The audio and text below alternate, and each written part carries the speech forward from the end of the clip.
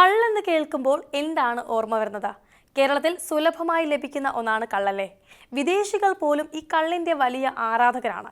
കള്ള് കുടിക്കാൻ മാത്രമായി കേരളത്തിലേക്ക് എത്തുന്ന ഒരുപാട് പേരുണ്ട്. കേരളത്തിലേക്ക് വിനോദയാത്ര വരുന്നതിൽ ഒട്ടുമിക്ക പേരുടെയും ബക്കറ്റ് ലിസ്റ്റിലുള്ള ഒരു മെയിൻ ഐറ്റമാണ് ഈ കള്ളെന്ന് പറയുന്നത്. എങ്കിലും അധികം വൈകാതെ കള്ള് നിങ്ങളുടെ അടുക്കളയിൽ എത്തുമെന്ന് പറഞ്ഞാലോ? മറ്റൊരു രൂപത്തിലാണെന്ന് മാത്രം. എങ്ങനെയെന്നറിയണ്ടേ? കള്ളിൽ നിന്നുള്ള മൂല്യവർദ്ധിത ഉൽപ്പന്ന നിർമ്മാണം ടോഡി ബോട്ട് വൈകാതെ തന്നെ തുടങ്ങും എന്നാണ് ലഭിക്കുന്ന വിവരം. അധികമുള്ള കള്ള് ഉപയോഗിച്ചുകൊണ്ട് വിനാഗിരി നിർമ്മാണമാവും ആദ്യ സംരംഭത്തിലൂടെ ലക്ഷ്യമിടുന്നത്.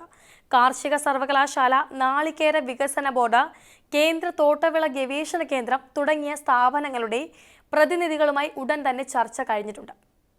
കാർഷിക സംഘടനാ പ്രതിനിധികൾ, തൊഴിലാളി സംഘടനകൾ, കള്ള് ഷാപ്പ് ലൈസൻസുകൾ തുടങ്ങിയവയുമായും ചർച്ച നടത്തിയിട്ടുണ്ട്. കുറഞ്ഞ ദിവസങ്ങൾ കൊണ്ട് തന്നെ കള്ള് വിനാഗിരിയാക്കി മാറ്റാനുള്ള സാങ്കേതിക സംവിധാനമാണ് ആലോചിച്ചുകൊണ്ടിരിക്കുന്നത്. അതുപോലെ തന്നെ കള്ളുൽപാദനം ഗണ്യമായി ഉയർത്താൻ സർക്കാരിൻ്റെയും സഹകരണ സ്ഥാപനങ്ങളുടെയും വ്യക്തികളുടെയും തെങ്ങിൻ തോപ്പുകളും പ്രയോജനപ്പെടുത്താവുന്നതാണ്. ടോഡി ബോർഡിൻ്റെ ആസ്ഥാന മന്ദിരം ഓണത്തിന് മുമ്പ് തന്നെ പ്രവർത്തന സജ്ജമായേക്കും എന്നതാണ് ഇതുവരെ ലഭിക്കുന്ന വിവരങ്ങൾ. സെക്രട്ടേറിയറ്റ് പരിസരത്ത് ഗവൺമെന്റ് പ്രസ്സിന് സമീപം BSNL നിന്ന് വാടകയ്ക്കെടുത്ത കെട്ടിടത്തിന്റെ നവീകരണം പൂർത്തിയാകുന്നതേ ഉള്ളൂ. കള്ളച്ചെത്ത് തൊഴിലാളി ക്ഷേമനിധി ബോർഡ് മന്ദിരത്തിലാണ് ബോർഡ് ഇപ്പോൾ പ്രവർത്തിച്ചുകൊണ്ടിരിക്കുന്നത്. ചെയർമാനും CEOയും 2 ജീവനക്കാരുമാണ് ഓഫീസിലുള്ളത്. ആസ്ഥാന മന്ദിരം സജ്ജമാകുന്നതോടെ ഓഫീസ് ജീവനക്കാർ ഉൾപ്പെടെയുള്ളവർ സൗകര്യങ്ങൾ ലഭിക്കുന്നതായിരിക്കും.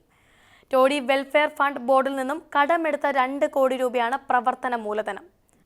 അതേസമയം പാലക്കാട്ടെ തെങ്ങിൻ തോപ്പുകളിൽ ഉൽപ്പാദിപ്പിച്ച മറ്റ് ജില്ലകളിലേക്ക് കൊണ്ടുപോകുന്ന കള്ളിന് ലിറ്ററിന് 1 രൂപ നിരക്കിൽ സെസ് ഈടാക്കിക്കൊണ്ട് ടോഡി ബോർഡിന്റെ ഫണ്ടും സമാഹരിക്കും. സെസ് ഇനത്തിൽ എക്സൈസിന്റെ അക്കൗണ്ടിലുള്ള 19 കോടി രൂപ വൈകാതെ ടോഡി ബോർഡിന് കൈമാറും. സെപ്റ്റംബറിന് ശേഷം സെസ് പിരിവ് ടോഡി ബോർഡിന്റെ അക്കൗണ്ടിലുമെത്തും. പ്രതിദിനം 2 ലക്ഷത്തിനുമേൽ സെസ്സായി കിട്ടുന്നുണ്ട്. ഏകദേശം 25,000-ഓളം തൊഴിലാളികളുമുണ്ട്.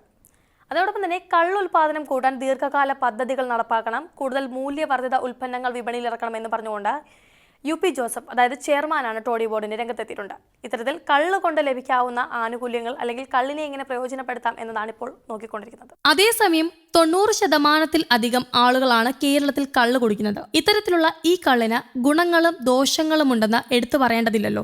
കേരളത്തിൽ തന്നെ ഏറെ സുലഭമായി ലഭിക്കുന്ന ഈ കള്ളിന് കേരളത്തിനകത്ത് തന്നെ ആവശ്യക്കാർ ഏറെ ഉണ്ട് എന്നതാണ് സത്യാവസ്ഥ. ദിവസവും കള്ളിനെ ആശ്രയിക്കുന്നവരും കേരളത്തിലുണ്ട്. എന്നാൽ ഇങ്ങനെ കള്ള് കുടിക്കുന്നത് ആരോഗ്യ പ്രശ്നങ്ങൾക്ക് വഴിതെളിക്കും. വെറുതെ പേരിന് കുടിക്കുന്നത് പോലെയല്ല അമിതമായി കള്ള് കുടിക്കുന്നത് എന്ന് എപ്പോഴും ഓർമ്മയുണ്ടാവണം. അതോടൊപ്പം തന്നെ കള്ള് വെറുതെ രുചിച്ചു നോക്കുന്നത് കൊണ്ട് കുഴപ്പമില്ല എന്നും എടുത്തു പറയേണ്ടതില്ലല്ലോ.